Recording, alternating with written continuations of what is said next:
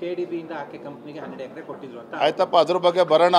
ಈಗ ನಾನು ಏನು ಗೋಲ್ಡ್ ಇವತ್ತು ಸೀದಾಗಿದೆ ಅದಕ್ಕೆ ಸೀಮಿತವಾಗಿ ಮಾತನಾಡ್ತಾ ಇದ್ದೇನೆ. ಹಿಂದೇನಾಗಿದೆ ತನಿಖೆ ಮಾಡಲೇಬೇಕಾದ್ರೆ ಅದನ್ನು ಬೇಕಾದರೆ. ಆದರೆ ಇವತ್ತು ಎದ್ದಿರ್ತಕ್ಕಂಥ ಪ್ರಶ್ನೆ, ಹಿಂದೆಂದೂ ಕೂಡ ಇಷ್ಟು ದೊಡ್ಡ ಪ್ರಮಾಣದಲ್ಲಿ ಸುಮಾರು 13-14 ಕೋಟಿ ಬೆಲೆ ಬಾಳ್ತಕ್ಕಂಥ ಚಿನ್ನ ಒಬ್ಬ ಸೀನಿಯರ್ IPS ಆಫೀಸರ್ ಮಗಳ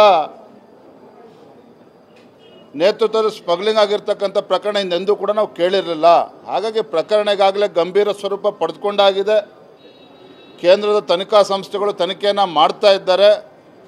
ನನ್ನ ಆಗ್ರಹ ಇವತ್ತು ಗೌರವಾನ್ವಿತ ಮುಖ್ಯಮಂತ್ರಿಗಳಲ್ಲಿ ಇದರಿಂದ ಯಾರು ಸಚಿವರಿದ್ದಾರೆ ಯಾರಿದ್ದಾರೆ ಅನ್ನುವ ಮಾಹಿತಿಯನ್ನು ಬಹಿರಂಗಪಡಿಸಬೇಕು ಅನ್ನೋದು ನನ್ನ ಪ್ರಶ್ನೆ. ಇವತ್ತು ತನಿಖೆ ಮಾಡ್ತಾ ಇದ್ದಾರೆ, ಯಾರು ಇದ್ದಾರೆ ಅಂತ ಅನ್ನೋದು ಅವ್ರಿಗೆ ಗೊತ್ತಾಗುತ್ತೆ ತನಿಖೆ ವೇಳೆ. ಸೊ ಅವರೇ ಬಹಿರಂಗಪಡಿಸಿದ್ರೆ ನಾವು ಒಬ್ಬ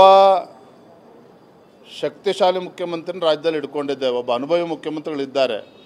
ಅಲ್ಲಿಗೆ ಹೋಗೋಕ್ಕಿಂತ ಮಾಹಿತಿ ಮುಂಚಿತವಾಗಿ ಇಲ್ಲಿ ಗೊತ್ತಿರ್ತದೆ ಅನ್ನುವ ಅಭಿಪ್ರಾಯ ನಂದು ಕೂಡ. ಹಾಗಾಗಿ ನನ್ನ ಆಗ್ರಹ ಇವತ್ತು ಮಾನ್ಯ ಮುಖ್ಯಮಂತ್ರಿಗಳು ಬಹಿರಂಗಪಡಿಸಬೇಕು ಅನ್ನೋದು.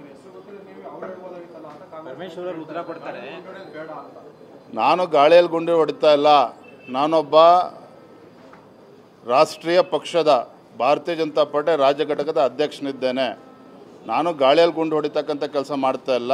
ಮುಖ್ಯಮಂತ್ರಿಗಳ ನನ್ನ ಆಗ್ರಹ ಇವತ್ತು ಯಾರು ಸಚಿವರಿದ್ದಾರೆ ಹೆಸರು ಬಹಿರಂಗಪಡಿಸಿ ಅನ್ನೋದಷ್ಟೇ. Thank you.